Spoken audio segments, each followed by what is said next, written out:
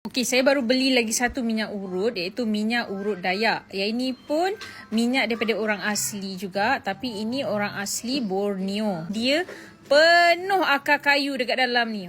Ni yang best ni. So kalau kita infuse lama sikit, akar kayu ni memang akan menyerap dekat dalam minyak. Saya buat sapu biasa-biasalah, tapak kaki sini. So saya tengok dia punya tekstur pun smooth. Memang sedap nak urut.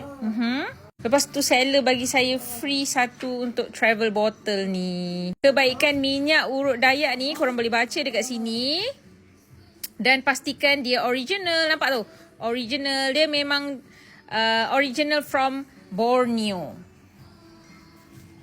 Memang smooth lah. Bila saya urut tu memang smooth je.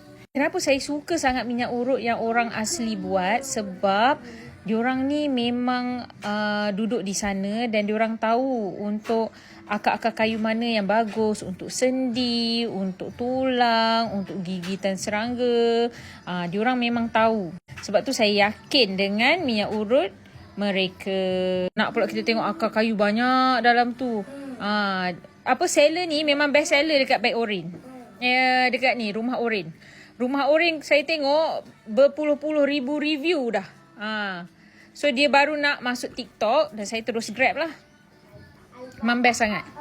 Korang tengok minyak dia colour merah. Nampak? Urut pun smooth je. Rasa panas-panas tu yang best tu.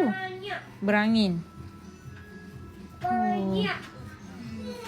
Saya sakit dekat bahagian sini. Jadi saya akan urut macam ni. Kalau korang nak try, link dekat beg kuning.